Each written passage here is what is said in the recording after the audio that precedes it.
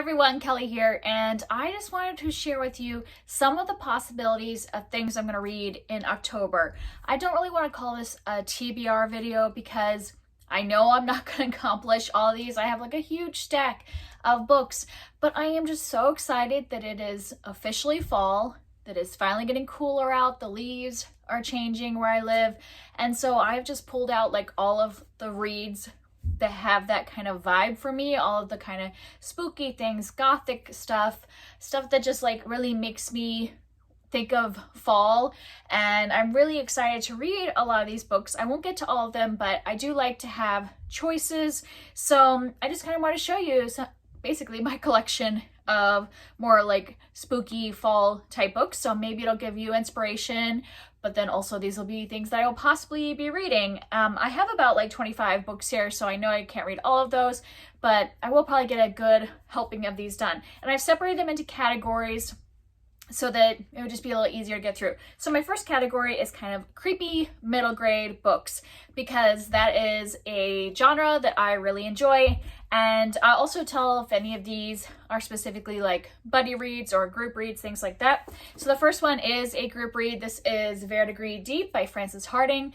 Cara from Wilde Book Garden and Hannah from Lynn Hermione, she has a blog. They are together doing a Frances Hardinge read along. And this is actually the November pick, like the live show for this is in November.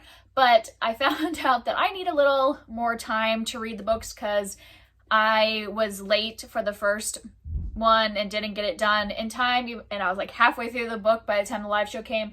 So I decided I would just do this in November so that I'd be prepared for the live show. And this is one that I'm really excited about. And this is about a boy and some of his friends who I think steal some money from a wishing fountain, and like the witch of the well is haunting them or something like that. But it has a delightfully creepy cover. I love like the black background. This is a definite must read in October. I'm not going to go into detail about the plots of most of these. And then I have a nostalgic read. I have The Witches by Roald Dahl. And this one I'll probably get to on audiobook because I've been reading most of the Roald Dahl books by audio over the last couple of years. And I like it because they get really great narrators. And I think I've been saving this one for October to read. So I'll get the audiobook of that one. I have Night Books by J.A. White, which is a retelling of 1001 Nights. And then I have a collection of short stories that are spooky middle grade, and that is Scary Stories for Young Foxes. And this one is like they're overarching stories. So it's like a mother fox talking to her kids, and kind of like, I think she's laying out like ways to live, like ways to live by, and then inserts that with scary stories along the way. So there's like the story, but then like a whole dialogue between her and her baby foxes and stuff like that. So I think I want to try to do this one kind of throughout the month since it has short stories. I can kind of pace it out. And then I have The Year of Shadows by Claire Legrand, and this one has like kind of a spooky house. It's actually a spooky opera house that they are living in because this girl's dad is a maestro of the opera, and also she's got a cat companion, so I definitely want to get to that one. Then I have a couple of library books which are continuing series that I really want to keep up with my series this year. So I had started the Small Spaces series, so I already read Small Spaces and Dead Voices by Katherine Arden earlier this year, so I just want to continue. These are just really fun. I like the group of friends that are in these books, and just the way they work together to fight against an evil entity. And so this one looks like a lot of fun with water and stuff like that. And then the last one in this category is Paola, Santiago and the Forest of Nightmares by Talor K. Mejia. And I had read the first book in this series, which is Paola, Santiago and the River of Tears. I read that just like in the middle of summer, like maybe June or July, and loved it. It was 5 stars. So, like I said, I want to keep up with the series. This one just came out, and she's announced that there'll be a 3rd book in the trilogy. I think it'll probably be another year before we get that one, but I just want to keep up and make sure that I am staying on top of my series. So that is another one I want to get to. So then my next stack of books is mainly gothic books, but then also just kind of like mystery type of things, and they are all part of, I had a video I did at the beginning of the year where I had you guys pick 21 books for me to read in 2021, and I am behind on that. And since we are approaching the end of the year, I just pulled all of the books from that list that fit into the fall season. So I'm going to prioritize this group of books because they are ones that I told you guys I would read this year. So the first, I'm going to be actually buddy reading this one, so this one will definitely happen. And this is The Winter People by Jennifer Mcmahon.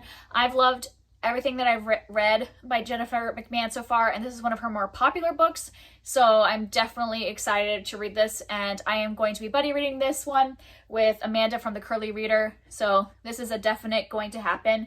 I don't know what this one is about, but I know it's probably taking place over 2 time periods, and we'll have like some kind of, looks like a spooky farm or house or something like that.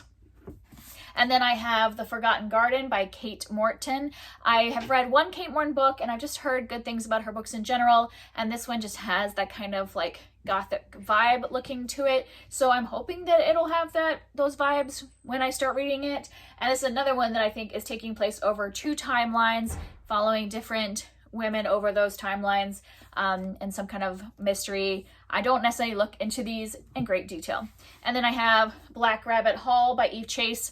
This is another one that has kind of a spooky manor house and might be covering multiple generations. And then I have one that's very popular, and that's Big Little Lies by Leanne Mariarty. This is more of just a mystery, I believe. But I've been meaning to read this for the longest time, so it definitely needs to happen. And then another one I've been meaning to read for a long time is My Cousin Rachel by Daphne du Maurier, which is another kind of mystery gothic kind of book, a little more classic, and I just really need to read more by this author. So those are ones that are going to be prioritized for the month. And then I have another kind of general pile of books that fit in the same kind of category, so that some of these are gothic, some of them are more like supernatural, paranormal, things like that, thrillers, stuff like that, that I want to read, but they won't be top priority. I kind of want to read my stack from the like 21 books to read in 2021, but then if I have more time, these are like the next tier that I would like to get to.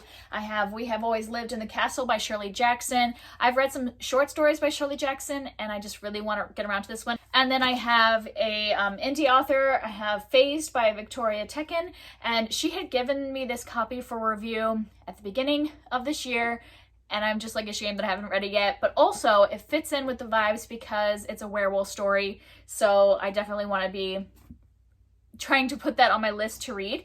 And then I have a series that I would like to start soon, and that is Still Life by Louise Penny. I think I'm going to try to do this on audiobook, so that's why I thought I might be able to sneak it into this month, because I know some of these other ones might not fit on audio. So this one I know for sure has a good audiobook, so that's why it's on this list. And then I have a book that I had started months ago and then didn't continue, so that's why I wanted to put it on this list. And that is The Widow of Rose House by Diana Billiard, and this is kind of like a suspenseful romance, kind of gothic romance type of book. And I had read part of it and then never continued. And then I have House of Salt and Sorrows by Erin Craig. And I think this is kind of like a creepy retelling of the 12 Dancing Princesses. And I think it just, the vibes of the cover and stuff like that, and what I've heard of it really fits in with the season. And then I have another library book, which I don't know. Sometimes I prioritize library books because, you know, they have a due date. But then on the other hand, if I don't get them in, sometimes I just return them without reading them. So we'll see if this becomes top priority or if it just ends up going back. This is Our Last Echoes by Kate Alice Marshall. And I don't know, the cover just drew me in. I've heard a couple people talk about this one, and that it is definitely more of a ghost story, creepy type thing, thriller, mystery. So I saw it at the library and picked it up. And then I have some books that fit in with different readathons that are happening. And I haven't decided for sure that I'm officially participating in these readathons, or if I'm just like, if I pick up these books, then I will be participating. And if I don't, then I'm not going to like worry about like, you know, posting that I'm participating in that readathon. So the first one is the Blackoweenathon readathon, and this has several different hosts, but where I saw it first was on Jess Owen's channel, but I'll link some announcement videos down below. And basically it's just reading Black authors, reading mystery, thrillers, or horrors written by Black authors. So I pulled a few off of my shelf that fit those categories, and one of them will definitely happen because it is the group read for Fall Into Reading Challenge, and that is Fledgling by Octavia E. Butler. And I can't remember exactly when we're reading this. I think it's the week of October 11th. I'll put here the exact dates, but if you want to read this with us, we are reading it over on Instagram. You can let me know if you want to be added to the chat. Just let me know your Instagram handle. Sorry, my cat is decided he's bumping against the tripod. But this is like her version of a vampire story. And I just really want to read more by this author. So I'm excited we're going to be doing that as a group read. But then I also have White is for Witching by Helen Oyeyemi. And I think this is a ghost story, haunted house type of thing. And then I have The Forgotten Girl by India Hill Brown, and this is a creepy middle grade, but then I also think it has some more serious issues in it. Like I think it's about a girl and her friend who stumble upon an abandoned Black cemetery, and I've heard great things about this one. So if I pick up, I mean, I'll definitely be reading Fledgling, but if I end up reading one of these other two, then I will feel like I'm officially participating in Blackoweenathon and will, you know, post about it and stuff like that. But for now, I will definitely be reading Fledgling. And then I keep saying I'm going to participate in Victober, and I haven't in the past few years, but I did pull a couple things that I would like to get to, and I didn't pull very much. I basically pulled one novel and some short stories. So I would like to read some short stories from Oscar Wilde, and specifically for Victober, since October is more creepy, there are short stories in here that are his kind of crime stories. So I think there's like 4 in here that are kind of all more of his spookier crime kind of stories. So I thought I can at least read that section. Like the way this short fiction collection is compiled, it has them like, these are his like, what are they, fairy tale kind of books, and then he's got like a novella, and then these all kind of go together, and then these are his crime stories. So there's only 4 in that category, so I can read 4 short stories in that month and kind of fit into Victober that way. And then the novel that will fit Victober is Jane Eyre by Charlotte Bronte, and this is another one that's on my list of the 21 books to read in 2021. I've put it off too long. I think I want to pick up the audiobook, that might be a good way to get through it in the month. And then the last thing that I will be reading is I will be continuing to read stories by Edgar Allan Poe in October. In September, I have already read 12 of these stories. It just like felt like the perfect time to start reading some Edgar Allan Poe stories. I had never really read any Poe. I think in school we had to read The Telltale Heart, and that was it.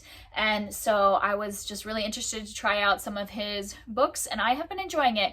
Me and Tiffany from Beautiful Minutiae, I'll link her down below. She and I have been reading these stories together over the course of September. Like I said, I think we've read like 11 stories so far, and by the end of September, I hope to have read 15 of them.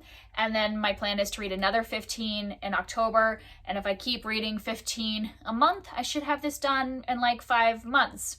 And it'll all be kind of in this like fall into the early winter.